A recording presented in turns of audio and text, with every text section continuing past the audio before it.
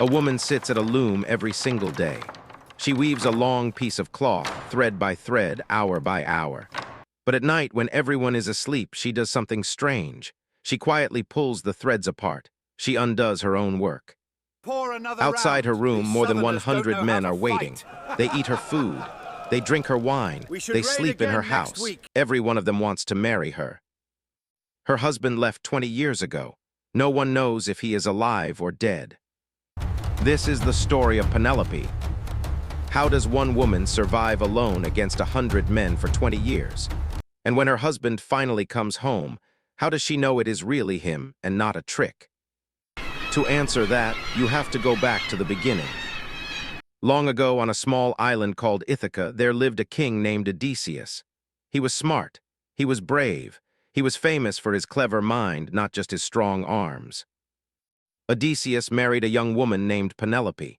She was the daughter of a king named Icarius. People said she was wise, kind, and very loyal. From the very start, their marriage was strong. They respected each other. They trusted each other. Soon they had a son. They named him Telemachus. He was just a baby, small and helpless when everything changed. Far away in a city called Troy, a war was about to begin. A Greek prince named Paris had taken a woman named Helen. Helen already had a husband, a powerful Greek king. That king wanted her back. He wanted revenge. So he called all the kings of Greece to join him in war. One of those kings was Odysseus. Odysseus did not want to go. He had a wife. He had a new baby son. He wanted to stay home in Ithaca with his family in peace. So he tried something clever. He pretended to be crazy. He hooked a donkey and an ox together to pull his plow, which made no sense at all. He walked through his fields, throwing salt instead of seeds. He wanted people to think his mind was broken, so they would leave him alone. But another Greek leader was just as clever as Odysseus. He placed baby Telemachus directly in the path of the plow. Odysseus stopped immediately. He turned the plow away from his own son. In that one moment, everyone understood the truth. Odysseus was not crazy. He was simply a father who did not want to leave his child. His trick had failed. He had no more excuses. Then he sailed away. Odysseus left Ithaca and joined the war at Troy. Penelope stayed behind. She was young. She had a baby son, and now she also had a kingdom to run all by herself. This was not easy. In those days, a kingdom needed a king. People expected a man to make the big decisions, lead the army, and manage the land. But Penelope had no king beside her, so she learned to do it all herself. She managed the palace. She managed the farms. She managed the people. And she raised her son alone. Meanwhile, the war at Troy went on and on. It did not last 1 year. It did not last 2 years. It lasted 10 long years. News from the war traveled slowly. Ships arrived every few months with small pieces of information. Sometimes the news was good. Sometimes it was confusing. Sometimes there was no news at all for a very long time. Penelope waited for every ship, hoping to hear her husband's name, hoping to hear that he was still alive. For 10 years, the two armies fought outside the walls of Troy. Thousands of men died on both sides. Finally, the Greeks found a clever way to win. They built a giant wooden horse. Inside the horse, Greek soldiers hid quietly. The people of Troy believed the horse was a gift, so they pulled it inside their city walls. That night, the hidden soldiers climbed out. They opened the city gates. The rest of the Greek army rushed in. Troy fell in a single night after 10 years of fighting. The war was finally over. Greek soldiers everywhere began sailing home to their families. We're going home. In Ithaca, Penelope waited for the news she wanted most. She waited for the ship that would bring Odysseus back to her. But he never came back. The war ended, but Odysseus did not return home. Instead, he began a new, dangerous journey. This journey would last 10 more years. Odysseus faced one disaster after another. A storm pushed his ships far off course. He landed on strange islands, full of strange dangers. On one island, he met a giant one-eyed monster called a Cyclops. The Cyclops trapped Odysseus and his men in a cave and ate several of them before Odysseus tricked him and escaped. On another island, Odysseus met a powerful witch named Circe. She used magic to turn his men into pigs. Odysseus had to use his cleverness once again to save them and break the spell. He also sailed past dangerous creatures called sirens, whose beautiful singing lured sailors to their deaths on the rocks. He barely survived a monster with 6 heads called Scylla and a deadly whirlpool called Charybdis. One by one, storm by storm, monster by monster, Odysseus lost his ships. He lost his men. In the end, he lost almost everything. Back home in Ithaca, years passed with no word from him at all. People began to whisper. They began to believe that Odysseus was dead, lost somewhere at sea. 20 years had now passed since he first left for the war. Telemachus, once a helpless baby, was now a young man. He had grown up almost entirely without a father. And Penelope, she still waited, she still hoped, but hope alone could not protect her forever. Word spread across Greece that the king of Ithaca was likely dead, and that his wife was alone. This news reached the ears of ambitious men everywhere. If Odysseus was truly gone, then Ithaca needed a new king. And the fastest way to become king was simple: marry the queen. Then the suitors arrived. They came from Ithaca. They came from nearby islands. They came in large groups, one after another, until there were more than 100 of them living inside the palace. They were not polite guests. They ate Penelope's food every single day.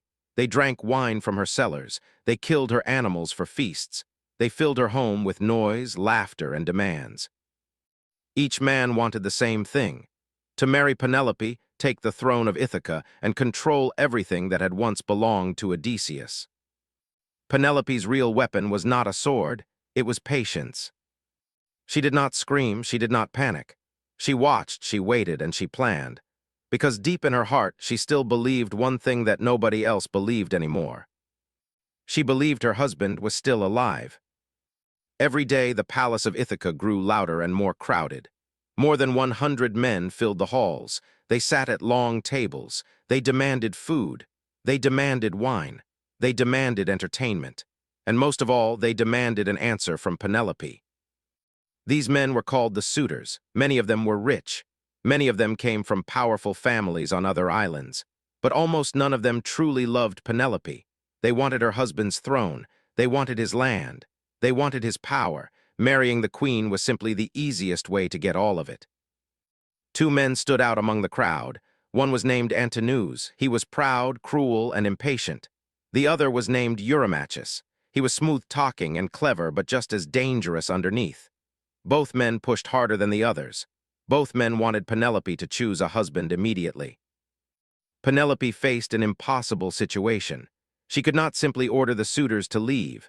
She had no army strong enough to force them out. Her husband was gone. Her son, Telemachus, was still young, without enough soldiers or allies to fight back. Telemachus tried to stand up to the suitors. He held meetings. He argued with them. He asked them to respect his mother and leave his home. But the suitors only laughed at him. They saw him as a boy, not a threat. Some of them began to talk quietly among themselves, planning something far darker. They started to plan Telemachus's murder. If the young prince disappeared, there would be no one left to protect Penelope or the throne. One of the suitors could simply marry her and take control of everything, with no rival left standing in his way. The danger inside the palace grew every single day. Penelope was not just protecting her own future. She was also trying to protect her son's life. She needed a plan. Penelope could not fight the suitors with weapons, so she decided to fight them with time. One day, she made an announcement to the crowd of men. She said she could not marry anyone yet because she had an important duty to finish first. She explained that she was weaving a large burial shroud, a piece of cloth meant to cover the body of Laertes, her husband's elderly father, when he eventually died. This was actually a reasonable excuse.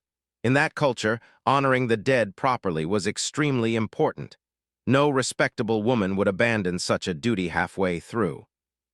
Penelope told the suitors clearly, "When the shroud is finished, I will choose a husband from among you." The suitors agreed to wait.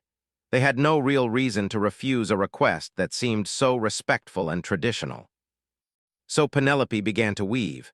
Every day in front of everyone, she worked at her large loom. Thread by thread, the shroud slowly grew larger. The suitors watched her progress. They believed the moment of her choice was getting closer and closer. But Penelope had a secret. Every night when the palace grew quiet and the suitors fell asleep, Penelope crept back to her loom. Working carefully by torchlight, she pulled apart the threads she had woven that same day. She undid her own work piece by piece, until the shroud looked almost exactly like it had the morning before. Then the next day, she would sit down and weave again, as if nothing had happened. Day after day, month after month, year after year. This trick allowed Penelope to delay her decision for 3 long years. 3 years of secretly undoing her own work. 3 years of buying time, hoping that somewhere out there, Odysseus was still alive and still trying to come home. It was a brilliant plan. It required patience, discipline, and courage. Penelope had to perform this exhausting routine again and again, night after night, never getting caught, never making a mistake. But no secret stays hidden forever. One of Penelope's own servants eventually betrayed her. This servant either felt loyal to one of the suitors or was simply pressured into talking. Whatever the reason, the truth came out. The servant told the suitors exactly what Penelope had been doing at night. The suitors were furious. They realized they had been tricked for 3 entire years. They marched into the room and caught Penelope in the act, unweaving the cloth by torchlight. Her secret was gone. Now Penelope had no more excuses left. The suitors demanded that she choose a husband immediately. The clever plan that had protected her for 3 years had finally collapsed. She was now more exposed and more vulnerable than ever before. She needed her husband to come home, and unknown to her, he already had. After 20 years away, Odysseus finally returned to the shores of Ithaca. But he did not walk straight into his palace and announce himself. He knew the situation was dangerous.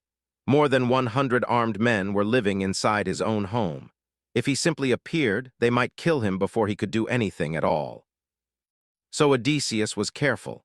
With help from a goddess named Athena who had protected him throughout his journey, he disguised himself. He transformed his appearance into that of an old, dirty beggar. His skin looked wrinkled. His clothes looked ragged. Nobody who saw him would ever guess that this tired old man was actually the king of Ithaca. Odysseus first visited a loyal swineherd, a servant who took care of his pigs far from the palace. This servant had remained faithful for 20 years, still hoping his king would return one day. Odysseus tested him, watched him, and slowly began to trust him again. Soon, Telemachus arrived at the same location. Athena helped guide the young prince there. When father and son were finally alone together, Odysseus revealed his true identity to his son. Telemachus could hardly believe it. After 20 years without a father, his father was finally standing right in front of him. Together, father and son began planning how to deal with the suitors. Odysseus then made his way toward his own palace, still disguised as a beggar. He walked through the gates of his own home, completely unrecognized. He sat quietly among the suitors, watching everything happening around him. He watched them eat his food. He watched them insult his servants. He watched them disrespect his wife. He said nothing. He simply observed and waited. Then something remarkable happened. An old dog lying in a corner of the yard lifted his head. This dog was named Argus. 20 years earlier, Odysseus himself had raised this dog as a young puppy before leaving for the war. Now, Argus was old, weak, and covered in fleas, mostly ignored by everyone in the household. But somehow, despite the disguise, despite 20 years of separation, Argus recognized his master immediately. The old dog's ears lifted. His tail moved weakly. He had waited 20 years for this single moment. Odysseus saw his old dog and felt a wave of emotion. But he could not react openly, not without revealing his true identity. He simply looked away, quietly wiping a tear from his eye. Moments later, having finally seen his master come home, Argus closed his eyes and died peacefully. It was a small, quiet moment inside a much bigger story, but it showed something important: loyalty, recognition, and the painful cost of waiting 20 long years. Odysseus was finally home. His son knew the truth. His old dog had recognized him instantly, with nothing but instinct and love. But Penelope still did not know. Penelope had run out of tricks. Her secret plan with the shroud was finished. The suitors were demanding an answer. So she decided to try one final idea, one last test that only the real Odysseus could ever pass. She announced a contest. Somewhere in the palace, there was a great bow that had once belonged to Odysseus himself. It was an unusual weapon, extremely difficult to use. Very few men in all of Greece had the strength and skill required to even bend it. Penelope declared the rules clearly. Any man who wanted to marry her first had to string this powerful bow. Then he had to shoot a single arrow through the holes of 12 axes, lined up perfectly in a row. Whoever could do this impossible task would become her husband. The suitors thought this seemed easy enough. After all, how hard could it be to shoot one arrow through some axes? They were wronged. One by one, the suitors stepped forward, confident and proud. One by one, they failed completely. Some could not even bend the bow enough to attach the string. Others tried using fire to soften the wood, hoping that would help. Nothing worked. Man after man walked away, embarrassed, frustrated, and increasingly angry. Then an old beggar sitting quietly in the corner spoke up. He asked for a chance to try the bow himself. The suitors laughed loudly, mocking the request. Why would a dirty old beggar succeed where strong young warriors had just failed? They insulted him. They told him to sit back down. But Telemachus, already in on the secret plan, insisted that the old man deserved a fair chance, just like anyone else in the room. Reluctantly, the suitors allowed it. The old beggar stepped forward. He picked up the great bow. Without struggle, without visible effort, he bent it and strung it perfectly, as if he had done this 1,000 times before. Then he raised the bow, aimed carefully, and released a single arrow. The arrow flew straight through all 12 axes, exactly as the contest required. For a brief moment, the room fell completely silent. Then Odysseus threw off his disguise. He revealed his true face, standing tall as the true king of Ithaca. Before the suitors could even react, he turned the bow toward them and released a second arrow, striking Antinous directly. Chaos exploded through the palace. Telemachus and a few loyal servants joined Odysseus, fighting alongside him. The suitors, unarmed and completely unprepared, tried desperately to escape or defend themselves, but it was far too late. One by one, every single suitor was killed inside that great hall. The suitors were dead, but was it really him? News of the fighting spread quickly through the palace. An old servant rushed upstairs to tell Penelope the incredible news. She said Odysseus had returned, and he had killed all of the suitors with his own hands. Penelope did not believe it, not immediately. After 20 years of waiting, after so many false hopes and painful disappointments, she refused to accept such a shocking claim without real proof. She walked downstairs slowly, cautiously, her heart filled with both hope and deep suspicion. She entered the hall and saw a man standing among the bodies of the suitors. He looked like Odysseus, aged by 20 hard years, but still somehow familiar. Telemachus was frustrated with his mother's caution. He could not understand why she would not simply run to embrace her husband. But Penelope had survived 20 years using patience and careful thinking, and she was not about to abandon that wisdom now, at the most important moment of her entire life. She needed absolute certainty. So Penelope devised one final private test. She turned to a servant and gave a strange, unexpected order. She asked the servant to move the bed out of the couple's private bedroom and prepare it for the visitor to sleep on elsewhere.